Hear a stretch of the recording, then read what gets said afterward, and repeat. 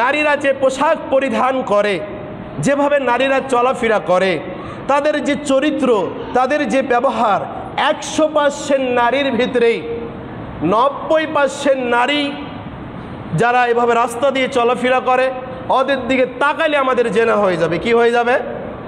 কথাটা কি আমি ভুল বললাম? আমার কথা ভালো করে বুঝেন। 100% নারী যদি থাকে বাংলাদেশে, 100% নারীর ভিতরে 90% নারী, বলেন 100% বেশি না 90% বেশি না 10% বেশি?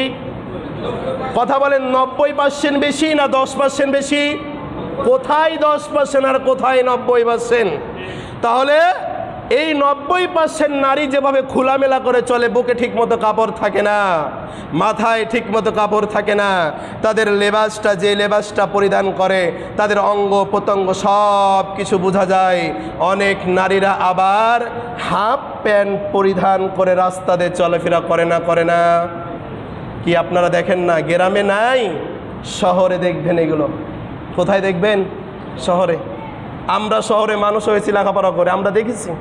আরে আল্লাহ, আল্লাহু আকবার। গ্রামের মেয়েরা যখন শহরে লেখাপড়া করতে যায়, বেশিরভাগ নারীরা, তাদের আত্মীয় স্বজন কেউ থাকে না, তখন কি একদম ফাঁকা ফিল্ড, একদম খোলামেলা করে চলাফেরা করে। বুকে ঠিকমতো কাপড় থাকে না, মাথায় ঠিকমতো কাপড় থাকে না। আল্লাহ রসুল বলেন তাদের দিকে তাকাও একটা জেনা। তাদের দিকে তাকা কি? জেনা। আল্লাহ রসুল বলেন যেই নারীর ওপর পর্দা ফরজ হয়েছে, এই নারী যদি কখনো সেন্ট ব্যবহার করে, কি ব্যবহার করে? সেন্ট ব্যবহার করে, এই নারীকে পতিতালয়ের নারীর সাথে তুলনা করা হয়েছে। কার সাথে তুলনা করা হয়েছে? পতিতালয় নারীর সাথে। পতিতালয়ের নারীরা জেনা করে না? কথা বলেন, করে না? আল্লাহ রসুল বলছেন যারা সেন্ট ব্যবহার করে স্বামীকে ব্যতীত, তার আপনজন ব্যতীত, তার ঘর ব্যতীত, রাস্তাঘাটে সেন্ট ব্যবহার করে যেই নারীরা ব্যবহার করে রাস্তা দিয়ে হেঁটে যায়, এই নারীরা জেনা না করেও জেনাকারীর খাতাতে চলে গেছে। কথা আমার বুঝতে পারেন নাই? জেনা করে না, একজন ছেলের সাথে মিলামিশা করে নাই। আল্লাহ রসুল বলছে আরে ওর স্বামী ছাড়া, আরে ওর আত্মীয় ছাড়া, আত্মীয় বলতে ওর নিজের আপনজন ছাড়া, তার দেহ দেখার যে অধিকার রেখেছে সেই ব্যক্তি ছাড়া কাউরির সামনে ওই নারী সেন্ট ব্যবহার করতে পারবে না, আতর ব্যবহার করতে পারবে না। যদি কোনো নারী রাস্তা দিয়ে সেন্ট ব্যবহার করে, আতর ব্যবহার করে, টেন টেন করে হেঁটে যায়, আল্লাহ রসুল বলছে এই নারী জেনা করে নাই, তবুও তার জেনা করার গুনাহ আমল নামাতে লিখে দিয়েছেন তিনি কে? কথা বলেন, আমাদের সমাজে এমন নারী আছে না নাই? দেখবেন রাস্তা দিয়ে হেঁটে যাচ্ছে, তার পাশ দিয়ে হেঁটে যাবেন, আপনি নিজ দিকে মাথা করে যাবেন। একটা মানুষ যদি পাশ দিয়ে হেঁটে যায়, হালকা বাতাস রাখে আসে না? হোক ছেলে হোক মেয়ে, আসে না? আসে।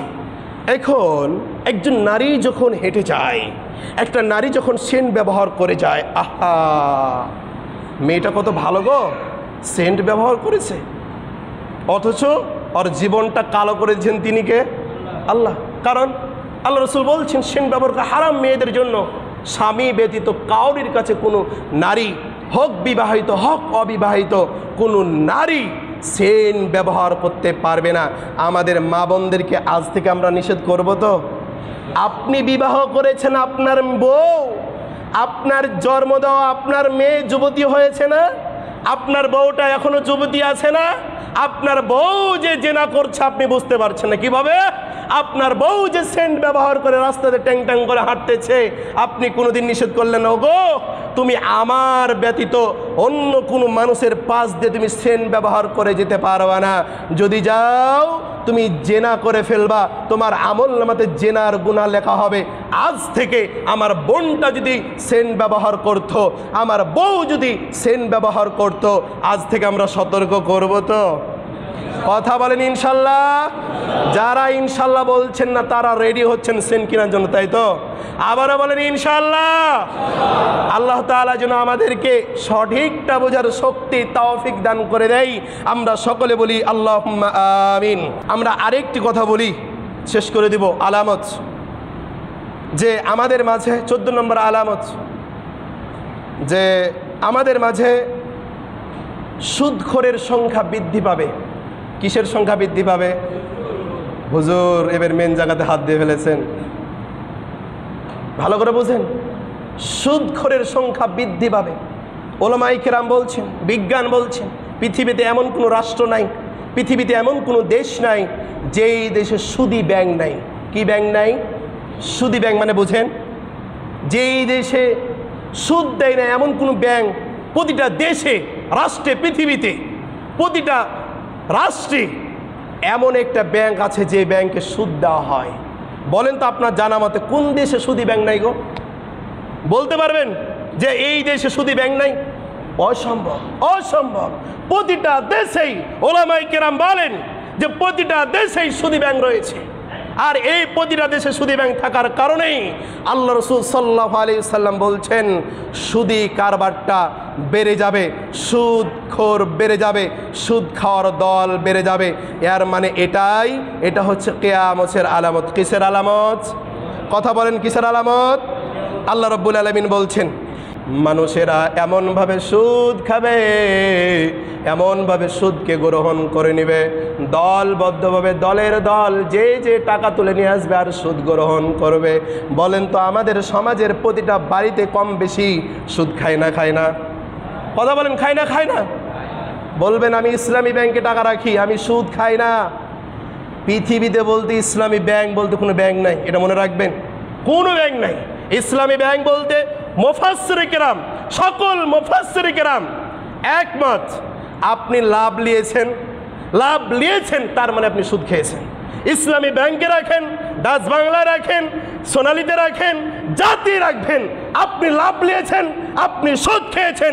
আর সুদ খাওয়া মানে, এক বিন্দু সুদ খাওয়া মানে হচ্ছে আল্লাহ রাসূল সাল্লাল্লাহু আলাইহি সাল্লাম বলছেন মায়ের সাথে, নিজের মায়ের সাথে 36 বার জেনা করলে যেই গুনাহ হয়, এক বিন্দু সুদ খেলে সেই পরিমাণ গুনাহ হয়। নাউজুবিল্লাহ।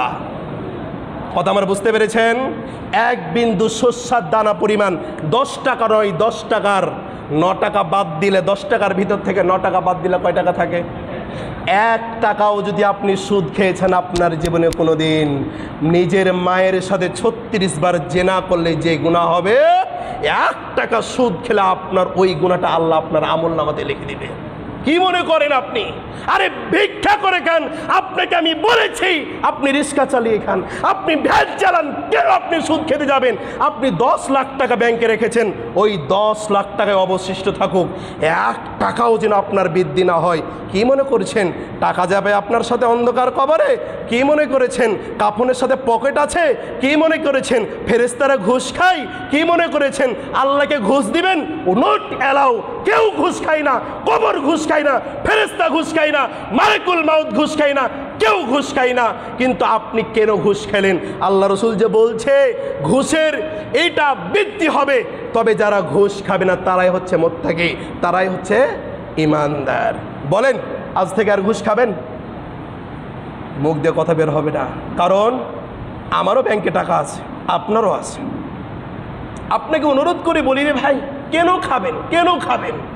বাদ দেন এগুলো।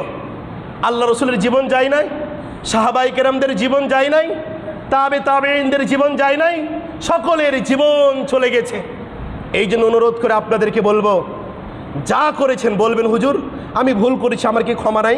আল্লাহ বলছেন কুল ইয়া ইবাদিয়াল্লাযীনা আসরাফু, মানুষ জিনা করেছে, সুদ খেয়েছে, ঘুষ খেয়েছে, অন্যায় করেছে, ব্যভিচার করেছে, এভরিথিং, সব গুনাহ করেছে। গুনাহগুলো করার পর বুঝতে পেরেছে আল্লাহ আমি তো অনেক পাপ করে ফেলেছি, আপনি কি ক্ষমা করবেন না? আল্লাহ তার জবাবে বলছে আসরাফু আলা আনফুসিহিম লা তাকনাতু মির রাহমাতিল্লাহ। সুদ খেতে খেতে 20 তলা বাড়ি বানিয়ে ফেলেছে, ঘুষ খেতে খেতে 20 তলা বাড়ি বানিয়ে ফেলেছে, অন্যায় করতে করতে কোটি কোটি টাকার মালিক হয়েছে।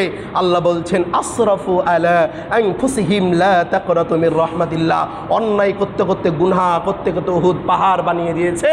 আল্লাহ বলছেন এই মানুষটা যদি আমার কাছে হাত তুলে বলে আল্লাহ আমি আর পাপ করব না, আল্লাহ আপনি আমাকে ক্ষমা করে দেন, আল্লাহ রাব্বুল আলামিন তৎক্ষণিক ওই বান্দাকে ক্ষমা করে দেন। সুবহানাল্লাহ। যদি অন্যায় করে থাকি, ভুল করে থাকি, পাপ করে থাকি, গুনাহ করে থাকি, রবের কাছে ক্ষমা চাইব তো?